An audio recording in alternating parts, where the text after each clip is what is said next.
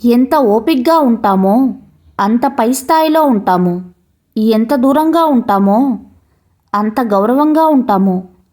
ఎంత తక్కువగా ప్రేమ చూపిస్తామో అంత మనశ్శాంతి ఉంటుంది. ఎంత తక్కువగా ఆశపడతామో అంత ప్రశాంతంగా ఉంటాము. ఎంత తక్కువ మాట్లాడుతామో అంత విలువ మిత్రమా. సింహం వెనుక ఎన్ని కుక్కలు మొరిగినా సింహం విలువ తగ్గిపోదు. అలాగే మన వెనుక ఎంతమంది ఏం చెప్పుకున్నా మన విలువ తగ్గిపోదు. కష్టాన్ని చూసి వెనుకడుగు వేయొద్దు. గాయపడినందుకే రాయి విగ్రహంగా మారింది, కానీ కొట్టిన సుత్తిగానే మిగిలిపోతుంది. పడవ మునిగినా బయటపడగలదు. దీపం ఆరిపోయినా వెలగగలదు. నిరాశపడకు, సంకల్పాలు మార్చుకోకు. అదృష్టం ఎప్పుడైనా మారవచ్చు. లోకులు, కాకులు వారి విమర్శలకు చింతించకు. మీకు నచ్చిన పని చెయ్యి. మనసుకు తప్పనిపిస్తే సరిచేసుకో, కానీ ఒకే చోట ఆగిపోకు మిత్రమా. పొలంలో విత్తనం వేయకపోతే గడ్డి పెరుగుతుంది, నేల వృధా అవుతుంది. మనసులో మంచి ఆలోచనలకు చోటు ఇవ్వకుంటే చెడు ఆలోచనలు వృద్ధి చెందుతాయి. జీవితం వృధా అవుతుంది మిత్రమా. రేపేం జరుగుతుందో అని భయపడి ఈ రోజును అశ్రద్ధ చేయకండి. సమయం పోతే మళ్ళీ రాదు.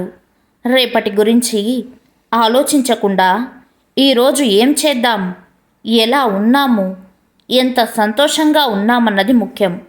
రేపేమవుతుందో అని భయమే నేటి ప్రశాంతతని పొడిచి పొడిచి తింటుంది మిత్రమా.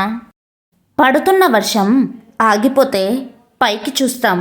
నిజానికి పక్కకు చూసినా తెలుస్తుంది, కానీ మనకు అలవాటేగా దగ్గర ఉన్నదాన్ని వదిలేసి దూరంగా ఉన్నదానిని చూడటం మిత్రమా.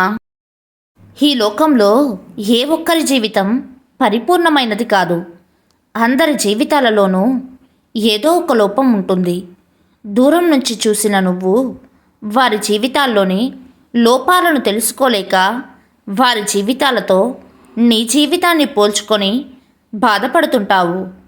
అందుకే నీ జీవితాన్ని ఎవరి జీవితాలతోనూ పోల్చుకోకు.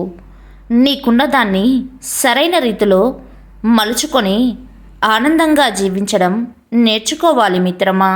చేతిలో గీతల వల్ల తలరాతలు మారుతాయి అనుకోవడం మూర్ఖత్వమే అవుతుంది. చెమటబొట్టు నేలను తాకితేనే నీ తలరాత నింగిని తాకుతుంది మిత్రమా. గతం యొక్క గాయాల నొప్పి సంవత్సరాలు గడిచినా మనసులో మిగిలిపోతే కొత్త గాయాలు అంత నొప్పిని ఇవ్వలేవు మిత్రమా. నమ్మిన వాళ్ళకి ఏదైనా చెప్పే ముందు ఆలోచించండి. ఎందుకంటే వాళ్ళు విన్నది అబద్ధం అని తెలిసిన రోజు మీపై పూర్తి నమ్మకమే పోవడానికి అదే కారణమవుతుంది మిత్రమా. నేను ఎన్నిసార్లు మోసపోయినా నాకు అవమానంగా లేదు. ఎందుకంటే నేను నమ్మి మోసపోయాను తప్ప ఎవరిని నమ్మించి మోసం చేసింది లేదని గర్వపడుతున్నాను.